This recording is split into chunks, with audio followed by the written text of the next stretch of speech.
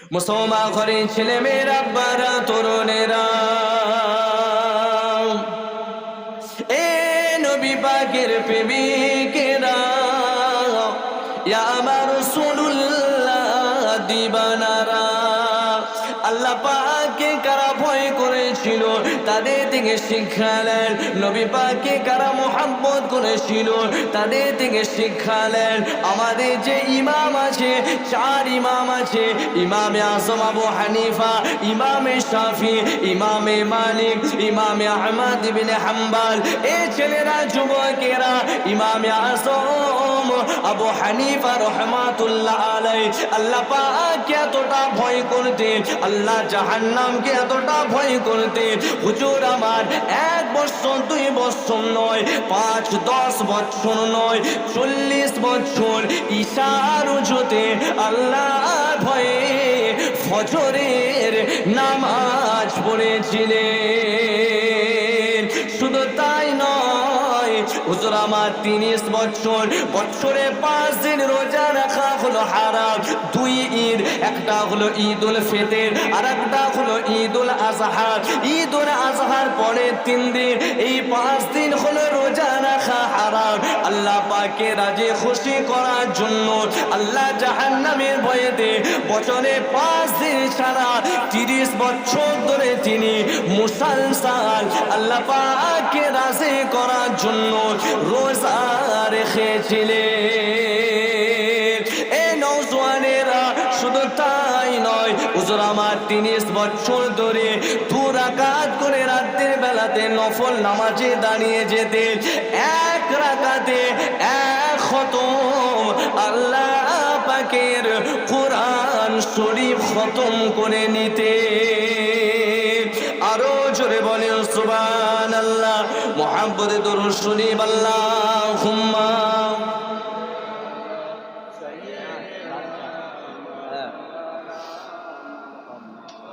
ওয়ালা আলি সাইয়্যিদিনা। এই শুনছেন আজকের ঘটনা, ইমামে আযম আবু হানিফা, ছোট্ট করে বড় পীর সাহেবের চাঁদ চলছে, ওনারা কথা বল। আল্লাহকে রাজি করার জন্য কি করেছিলেন? 40 বছর ঈশার উজুতে কেউ যদি ফজরের নামাজ পড়ে, তার মানে তিনি কি ঘুমিয়েছিলেন? ঘুমালে কি হয়? উজু ভেঙে যায়। তিনি আল্লাহকে রাজি করার জন্য 40 বছর। আল্লাহ, আমরা কোথায় আর উনি কোথায়? আমরা কি করছি? ফোন এসছে, ফোন, রাত 1টা-2টো পর্যন্ত ফোন ঘাটছে মুসলমানের ছেলে, ফজরের নামাজ পড়েন। তা আমাদের মসজিদ, মাদ্রাসা, খানকার লেবেনা তো ছেড়ে দেবে? মসজিদ আবাদ করতে পারছি? আর প্রথমেই তো বললাম, নাফরমানি করবো আল্লাহ জালেম বাদশা দেবে। বুঝতে পেরেছেন? তো আমরা আবাদ করতে পারছি না। তো ফজরে মসজিদে যাবেন, মুরব্বীরাই থাকেন, কটা যুবক ছেলে থাকে। সেম অবস্থা যুবতী মহিলাদের অবস্থা হয়ে গেছে। ফোনেতে কথা বলছে, ফজরের নামাজে যুবতী মহিলারা ওঠেই না। মনে রাখবেন, যখন মুসলমানের হাতে যুবকরা কোরআন পড়তো, তসবিহ পড়তো, আল্লাহ দেশের দায়িত্ব মুসলমানের হাতে দিয়েছিল। जब तक हमारे नौजवान के हाथ में कुरान था, तस्बीह था, अल्लाह ने इसी मुसलमान को बादशाही अता फरमाया था। স্পেনে 1100 বছর মুসলিম রাজত্ব করেছিল। হিস্ট্রি জানেন, ইতিহাস জানেন? 1100 বছর যখন মুসলমান পশ্চিমা দেশের স্টাইল চালু করলো, পশ্চিমা দেশ কেমন চুল কাটছে, পশ্চিমা দেশের লাইফ স্টাইলটা কেমন, আমাদের মুসলমানের 90% যুবকদের লাইফ স্টাইল পশ্চিমা দেশের মতো হয়ে গেছে। কথা ঠিক না বেঠিক? জোরে বল। যখন স্পেনের যুবকরা এটা শুরু করেছিল, আল্লাহ বাদশাহী কেড়ে নিয়েছিলেন। যা, তোদিকে দিয়েছিলাম দেশের দায়িত্ব, তুই যখন আমার নাফরমানি করলি, কেড়ে নিলাম। ওই জালেম শাসককে চেয়ারে বসালো, মুসলমানকে নির্যাতন করলে, এখন নাম নিশানায় স্পেনে মুসলমানদের মিটে গেছে। কথা ঠিক না বেঠিক? সরকারিভাবে কোরআন শরীফ পড়তে দেওয়া হয় না। খবর রাখবেন, সরকারিভাবে স্পেনে যদি জানে কোরআন শরীফ পড়ছে, আপনাকে গ্রেফতার করতে পারে। কিন্তু ছিল কি, 1100 বছর কারা রাজ করেছিল? বলেন, কথা বলেন। আমরা কেন কাটলো? আমরা পশ্চিমা দেশের স্টাইলকে টেনে এনেছি। আজকে সেম জিনিসটা আমাদের ঘরে ঘরে, সবাই নয়, আল্লাহওয়ালা যুবক ছেলে আছে, আল্লাহ যুবতী মহিলা আছেন, পার্সেন্টেজ কম। আমরা শুরু করেছি। একটা মুসলমানের ছেলে চুল কাটা দেখবে, ঠিক গায়ের কম যেমন চুল কাটে সেম স্টাইল আমাদের মুসলমানের ঘরে ঘরে ঢুকেছে না ঢুকেনি জোরে বলে। মেয়েদের লেবাস আল্লাহ নবী ১৫০০ বছর আগে বলেছিলেন, আখেরে জামানায় আমার এক শ্রেণীর উম্মতে থাকবে যারা লিবাস পরবে নিজেকে উলঙ্গ করার জন্য। এমন এমন ড্রেস বেরিয়েছে, এমন এমন বোরখা বেরিয়েছে, অনেক মা বোনকে দেখেছি, অনেক বোনকে নজরে পড়ে যায় এমন এমন বোরখা পরে যেটাতে পর্দাই হবে না। কথা ঠিক না বেটি? তা আমার বোনদিকে বলবো, বোরখা পরলে ঢিলা ঢালা পড়তে হবে। আর ছোট থেকে বাচ্চা দিকে ১-২ বছর হয়ে গেলে, বিশেষ করে মেয়ে হলে তাকে হাফ প্যান্ট পরাবেন না, 3/4 টাইপের যেগুলো আছে হাঁটুর নিচে, ওকে অভ্যাস করাতে হবে। তবে দেখবেন ওই বাচ্চাটা বড় হয়ে ঠিক নিজেকে পর্দা করবে। কেন পর্দা করার কথা আমার নবী পাক সাল্লাল্লাহু আলাইহি ওয়াসাল্লাম বলেছেন, জান্নাতের একটা গেটে লেখা থাকবে আদ-দায়ুসু লা ইয়াদখুলুল জান্নাহ, দায়ুসকে কোশ্চিন কালেও জান্নাতে দেওয়া হবে না। দায়ুসটা কারা? যাদের ঘরে যুবতী মহিলা আছে, তার আব্বা আছে, মেয়েটাকে পর্দার কথা বলে না, ওই বাপটা জাহান্নামে হবে। আর যদি বলে দেয় পর্দা করার কথা, ওই বাপটা আর জাহান্নামে যাবেন না। তা যাই হোক, এটা করার চেষ্টা করবেন। যে কথা বলছিলাম, তাহলে ঈশার উজুতে 40 বছর উনি কি করেছিলেন? ফজরের নামাজ পড়েছিলেন। আর আমরা আল্লাহকে রাজি করার জন্য এক রাতও ঈশার উজুতে ফজর পড়েছি। মাঝে মাঝে ট্রাই করবেন, একটা রাতে কম খাবেন, কম ঘুমোবেন, যে আল্লাহ আজকে ঈশার উজু করলাম, আজকে এমন রাতটা কাটাবো, আপনার কোরআন পড়বো, নামাজ পড়বো, তাহাজ্জুদ পড়বো, আর একবারে ফজরের আজান দিলে নামাজ পড়ে ঘুমাবো। আল্লাহ ওই এক রাতের ইবাদতে আপনার জীবনে সাগিরা কাবিরা গুনাহ খাতাকে আমার আল্লাহ মাফ করে দেবেন। জোরে বলেন সুবহানাল্লাহ। আর তিনি কি করেছিলেন? 30 বছর মুসলসল রোজা রেখেছিলেন। আমরা তো অত ইমানদার হয়নি। কমসে কম সপ্তাহে 2টো দিন আল্লাহর দরবারে আমল নামা পেশ করা হয়। কটা দিন বললাম? সপ্তাহে 2টো দিন। একটা হচ্ছে সোমবার, যেই দিন আমার নবী পাক সাল্লাল্লাহু আলাইহি ওয়াসাল্লাম এসেছিলেন দুনিয়াতে, আর একটা হলো বৃহস্পতিবার। ওই 2টো দিন রোজা রাখবেন সপ্তাহে। 2টো না পারলে একটাও রাখবেন, চেষ্টা করবেন 2টো রোজা রাখা। সপ্তাহে মুসলিম শরীফে হাদিসের মধ্যে আছে, সপ্তাহে 2টো দিন আপনারা রোজা রাখবেন। কেন? ওই 2টো দিন আল্লাহর দরবারে আমল নামা পেশ করা হয়। আর আপনার আমল নামাটা যদি রোজা অবস্থাতে যায়, আল্লাহ পাক আপনার প্রতি খুশি হয়ে যাবেন। যেটা বলেন সুবহান। কি বার আমল নামা যায়? সোমবার আর বৃহস্পতিবার। তাহলে আপনি কি করবেন? প্রত্যেক সোমবার আর বৃহস্পতিবার রোজা রাখবেন। জানতে বলেছে, আসো নিয়ে আসো। তো যাই হোক, আর উনি কি করেছিলেন? এক রাত্রিতে 1 খতম করে, 1 রাকাতে 2 রাকাত নামাজ হয়, 1 রাকাতে 1 খতম কোরআন শরীফ পড়বেন। আপনারা মাঝে মাঝে করবেন, যদি 20টা সূরা মুখস্থ থাকে 1 রাকাতে দাঁড়াবেন, 19টা সূরা 1 রাকাতে পড়বেন, আর লাস্ট রাকাতে সূরা নাসটা রাখবেন, লাস্ট রাকাতে পড়বেন। মাঝে মাঝে 2 রাকাত করে নফল এমন করে পড়তে পারবেন, বলেন ইনশাআল্লাহ। আবার এই ওয়াজগুলো মানুষ ভাববে তাহলে কীভাবে নামাজ পড়ব? আমাদেরকে শেখানো হতো, যখন মাদ্রাসায় হাফেজ পড়তাম 2 রাকাত করে দাঁড় করিয়ে দিতেন, দাঁড় করিয়ে দিয়ে তারাবি প্র্যাকটিস করানো হতো, যে তুমি হাফ পারা করে 2 রাকাতে পড়ো। তা আপনার আম মানুষ কোরআন শরীফ মুখস্থ নেই, আপনি কি করবেন? 10টা সূরা মুখস্থ আছে আপনার, আলাম তরা থেকে নাস। আপনি কি করলেন? দাঁড়িয়ে যে সূরা ফাতিহা পড়ে আলাম তরা পড়লেন, লিলাফি পড়লেন, আরাইতাল্লাজি পড়লেন, ইন্না আতাইনা পড়লেন, কুলিয়াল কাফিরুন পড়লেন, পড়েন 1 রাকাতে 9টা সূরা, লাস্টের রাকাতে কুল আউযু বিন নাস দিয়ে পড়বেন। তাহলে কি হলো? আপনার সূরাগুলো রিভাইজ হলো, আর ওই নফল নামাজটা আপনার ভালোভাবে হলো, আল্লাহর দরবারে কবুলও হয়ে যাবে। জোরে বলেন সুবহান।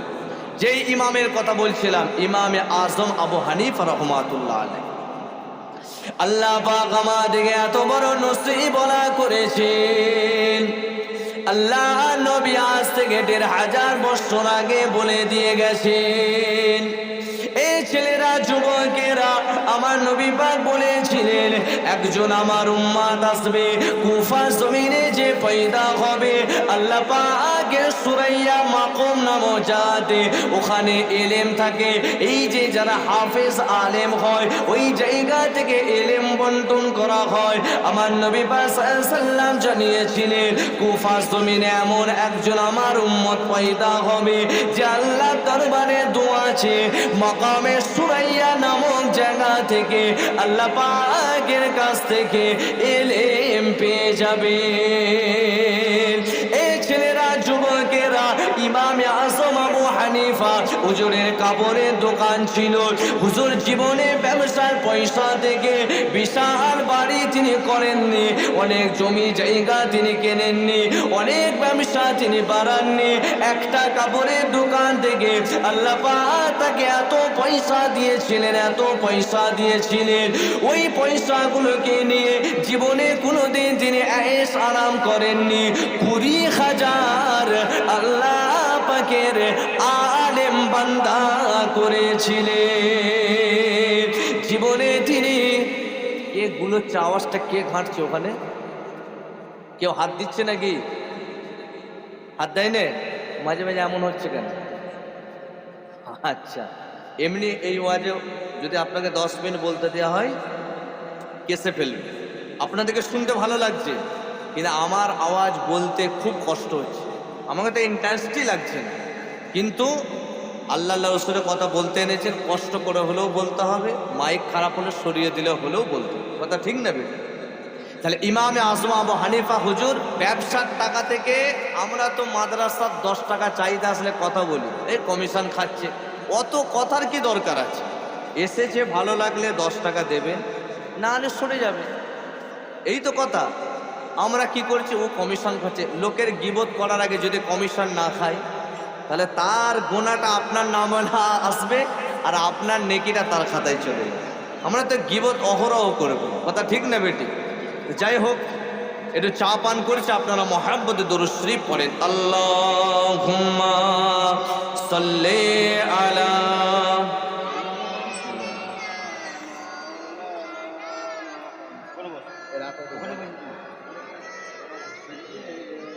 ঠান্ডাও 5 মিনিট পর খাবো, ঠান্ডাও। আর ইমামে আজম আবু হানিফা হুজুর ব্যবসার টাকায় 20,000 আলেম করেছিলেন। কত হাজার? 20,000 আলেম তৈরি করেছিলেন, জোরে বলেন সুবহানাল্লাহ। আর কত বড় ইমাম ছিলেন? আজকাল বলেন যে ইমাম মানতে হবে না, আস্তাগফিরুল্লাহ।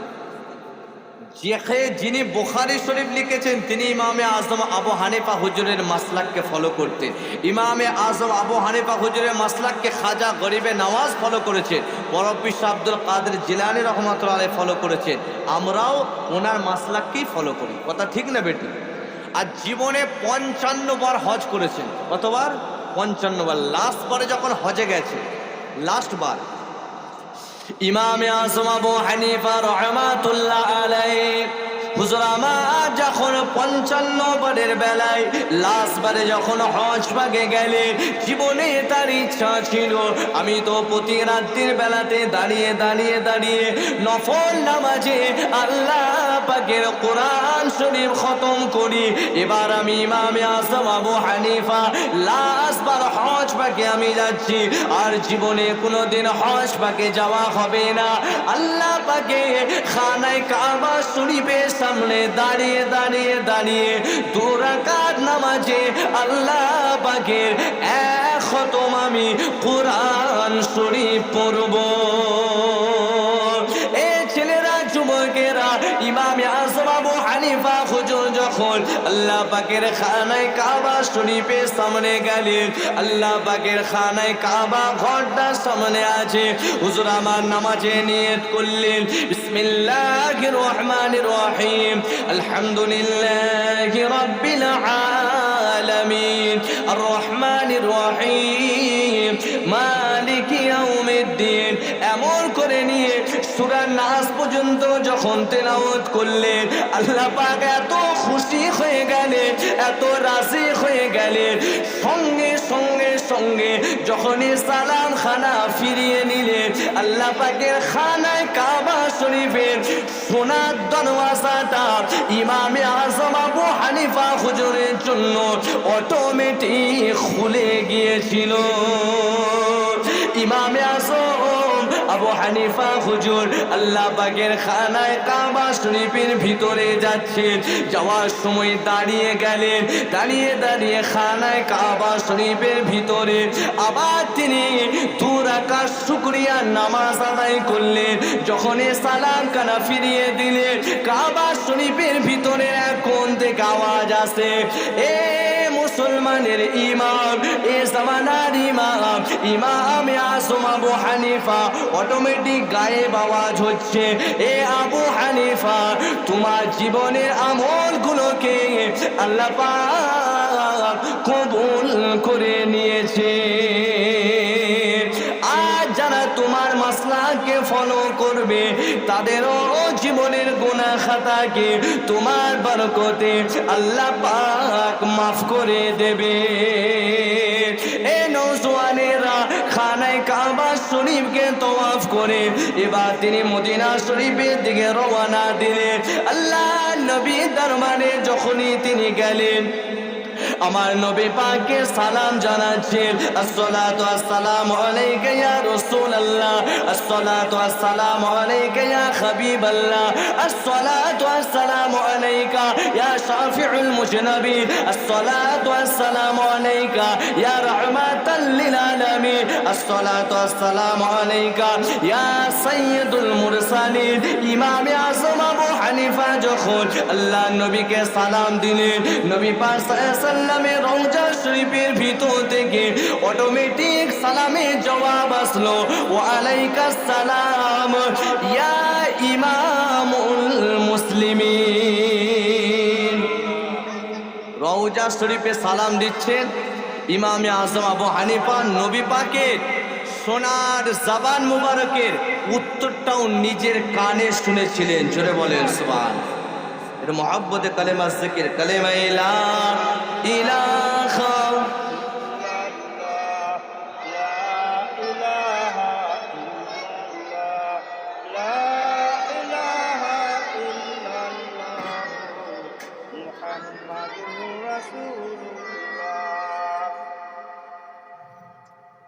আর মিনিট 10 হোক, তাহলে আমি টপিকটা শেষ হবে না, কিয়াম সালাম করে দেবো বলে সবাই বলেন, তাহলে ওয়াজ হবে, নাহলে কিয়াম সালাম। দেখি একটা তকবীর দেন তো, নারে তাকবীর।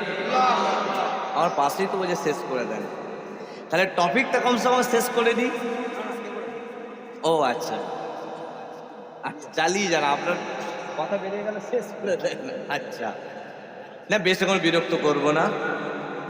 তাহলে এবার এখান থেকে বুঝতে হবে, হজ পাকে কোটি কোটি মানুষ যায়, সবাইকে নবী পাকের সালামের জবাব কানে শুনতে পায়। কিন্তু পেয়েছিলেন গরিবে নওয়াজ। গরিবে নওয়াজের পীরের নাম কি ছিল? যখন গরিবে নওয়াজ হুজুর সালাম দিলেন, নিজে যে সালামের সৈয়দ উসমান হারুনি ওনার পীরের নাম ছিল। যখন নবী পাকের দরবারে রেখেছিলেন, রেখে বলেছিলেন মঈনুদ্দিনকে দেখবে, নবী পাক ডেকেছিলেন, খুশিতে কেঁদেছিলেন। যে যখন সালাম দিয়েছিলেন, নবী পাক রওজা শরীফের ভিতর থেকে সালামের জবাব দিয়েছিলেন। খাজা গরিবে নওয়াজ নিজের কানে নবী পাকের সালাম এর জবাব নিজের কানে শুনেছিলেন। জোরে বলেন সুবহানাল্লাহ। সেই কানটা বানাতে, কানটা সেরকমভাবে যদি আপনি বানাতে পারেন, আপনিও যাবেন ইনশাল্লাহ, সালাম দেবেন, সালামের জবাব। কারণ আমার নবী পাক সাল্লাল্লাহু আলাইহি ওয়াসাল্লাম হলেন হায়াতুন নবী।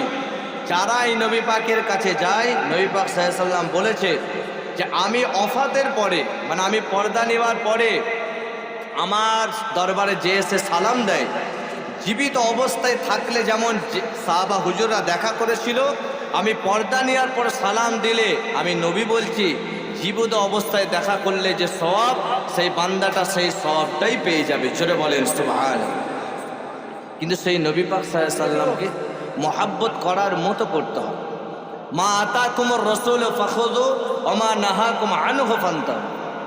মুজাদ্দিদে জামান দাদা হুজুর পীর কিবলা রাহমাতুল্লাহ, উনিও এক রাত রসুল পাকের দরবারে থাকার ইজাজত পেয়েছিলেন। জোরে বলেন সুবহানাল্লাহ।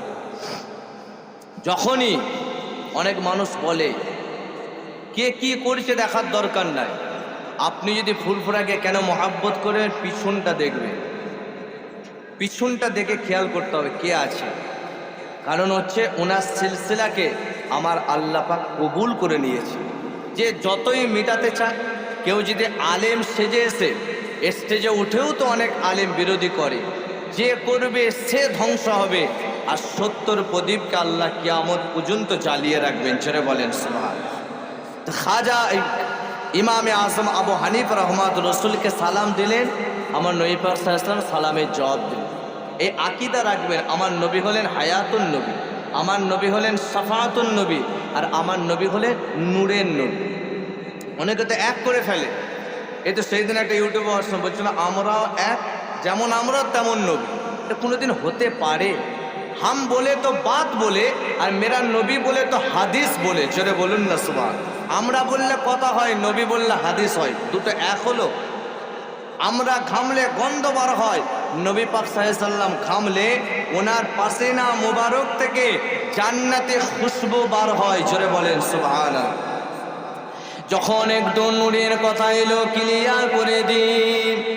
কোরআন শরীফের ভিতরে আছে, কদ জাআকুম মিনাল্লাহি নূরুন ওয়া কিতাবুম মুবিন।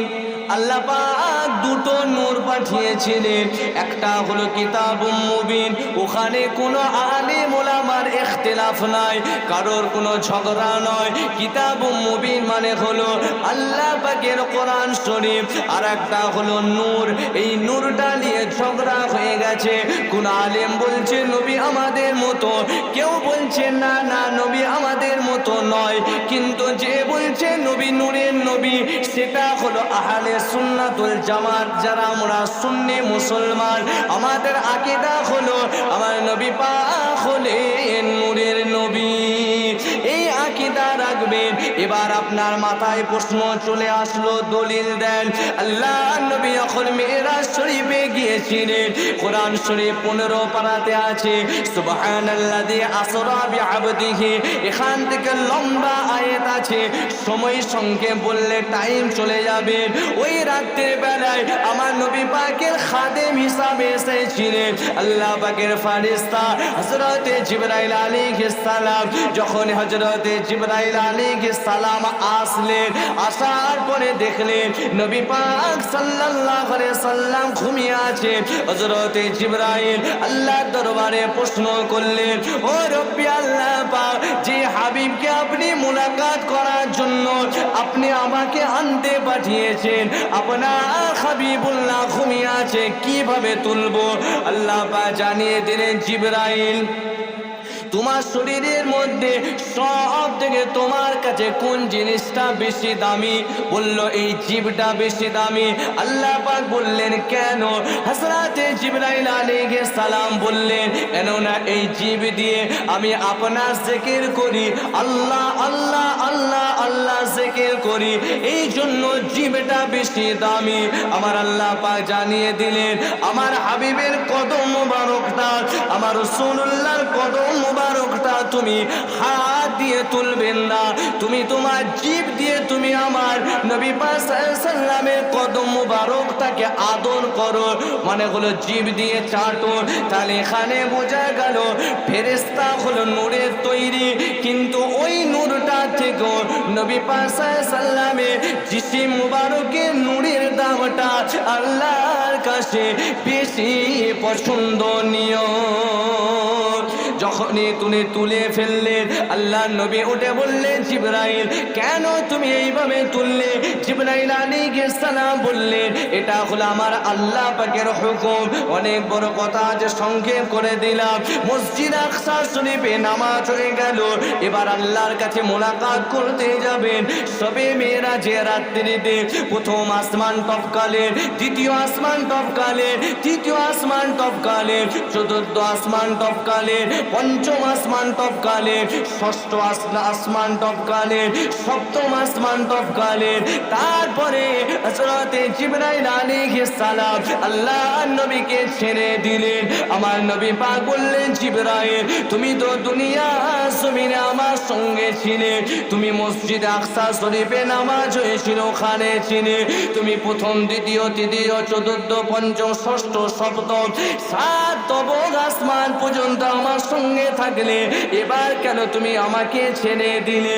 হযরতে জিবরাইল আলাইহিস সালাম বললেন, ইয়া রাসূলুল্লাহ ইয়া হাবিবাল্লাহ হুজুর এখান থেকে আল্লাহর কাছে দেখা করার জন্য 70,000 নূরের পর্দা আছে।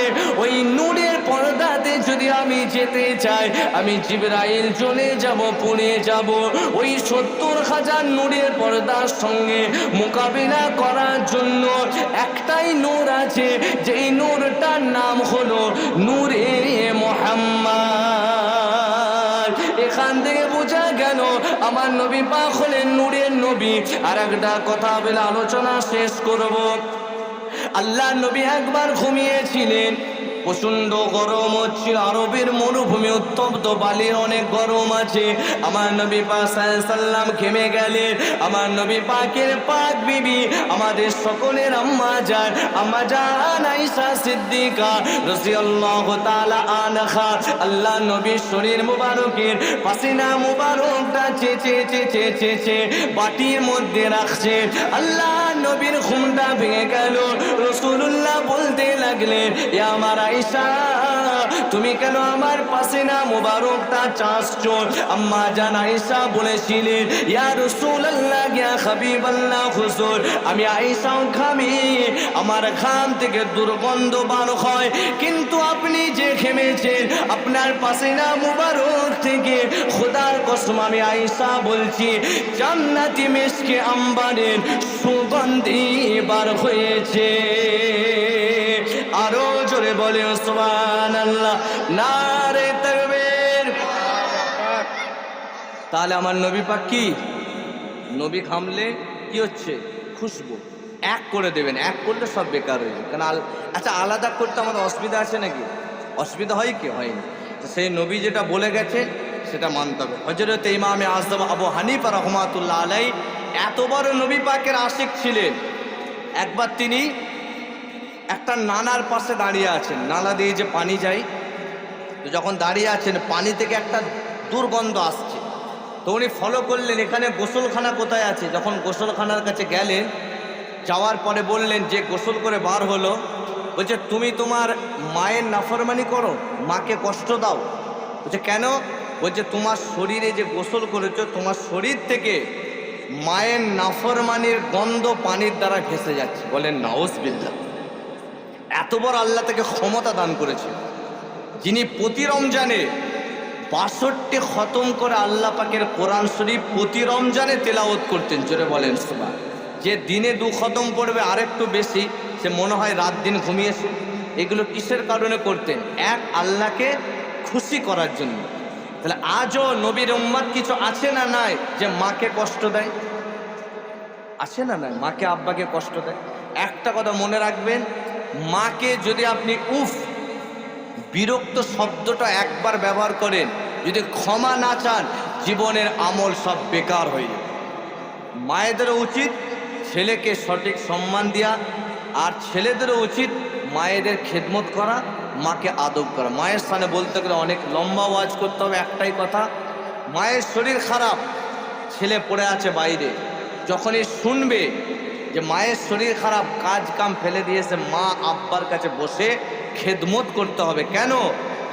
আমি যখন বাচ্চা ছিলাম, আপনারা যখন বাচ্চা ছিলেন, শীতকালে মায়ের কোলে পেশাব করেছি, পায়খানা করেছি, মা কাপড় চেঞ্জ করে শুকনো কাপড়ে বাচ্চাকে শুইয়ে মা ভিজে কাপড়ে রাত কাটিয়ে দেয়। কথা ঠিক না বেশি? আজকে ছেলে জোয়ান হয়েছে, মায়ের বয়স হয়েছে, আর যারা বয়স হয়েছে একটু ছোট বাচ্চার মতো মিজাজটা হয়ে যায়। তো আপনি ছেলে হয়ে, মেয়ে হয়ে আব্বা মায়ের কাছে যে ইচ্ছা করে না চাইলেও মায়ের পা টিপবে, না চাইলেও আব্বার পা টিপবেন। আব্বা রাগ করলে মাথা নত করে শুনবে। আব্বা খুশি থাকলে, মা খুশি থাকলে আমার আল্লাহও খুশি হবেন, নবীও খুশি হয়ে যাবেন। জোরে বলেন সুবহান। ব্যাস, আলোচনা একদম শেষের দিকে। তো ইমামে আজম আবু হানিফা রহমাতুল্লাহ আলাইহি একজন বুড়ি মেয়ে প্রশ্ন করে ফেললেন, এ জামানার ইমাম, আপনার দাড়িটা ভালো না আমার ঘরে একটা ছাগল আছে, ছাগলের দাড়িটা ভালো? কিন্তু জামানার ইমাম উত্তর কি দিচ্ছেন জানেন? অত বড় আলেম, অত ইবাদত আছে, উত্তরে বলছেন, মা বুড়িমা, আপনার উত্তরটা আমি পরে দেবো। মানে মনে মনে নিয়ত করলেন যে আমি মারা যাওয়ার পরে, মনে মনে উনি নিয়ত করেছে কিন্তু বলেননি। কেন বললেন? যে শুধু দাড়িটা যে রেখেছি, দাড়ির মূল্য দিতে হবে। ধরলেন একটা পাড়ায় পনের বিয়ে চলছে, বিয়েতে পণ লেনদেন হয়েছে, সেই বিয়েতে আমি দাড়িটা রেখেছি, আমাকে হুজুর দাওয়াত করেছে, আমি এই দাড়িটা রেখে খেতে চলে গেলাম। না খেলেও আমার সঙ্গে কথা বলবে না, আত্মীয়তা রাখবেন। যদি জেনে খেতে যায়, ওই বিয়ে খাওয়াটা হারাম হবে। কেন? পণ লিয়া হালাল না হারাম? জোরে বলেন, হালাল না হারাম? এই দাড়ি রেখে খেলাম, আবার একজন খেয়ে মানে হাতকে কি করছে, ওই তেলটা দিয়ে, সাবান দিয়ে হাত ধোয়নি, ভালো করে খেয়ে হাতে তেল ডালিয়ে দাড়িতে মালিশ করছে, পায়ে মালিশ করছে। বলছে কেন? বলছে এটা সুন্নত। মানে পনের বিয়ে খেয়ে সুন্নত পালন করছে। ইবলিস শয়তানও হাসবে, বুঝতে পেরেছেন? ইবলিস শয়তানও হাসবে। যেমন ধরে একজন একটা ঘর করছে, ঘরটাই খরচা 2 লাখ টাকা, বেচারা পয়সা পেয়েছে 1,20,000, আর 1 লাখ টাকার লোন তুলে ফেলেছে। এখন ওই লোন ফোন তুলে নিয়ে ঘরটা ঢালাই করে দিয়েছে। এবার বলেন, ওই ঘরের ভিতরে নামাজ পড়েছে, কোরআন শরীফ পড়ছে, আল্লাহর দরবারে যাওয়া দূরের কথা, বাড়ির ছাদটা ছেদ করে যাবে কি করে? ছাদে তো যত হারাম ঢুকে গেছে। এমন আমরা করি না? করি না? সবর করতে হবে। কি করতে হবে? সবর। এই জায়গাটা সবর। আল্লাহ এখন দেয়নি, পরে দিলে করব।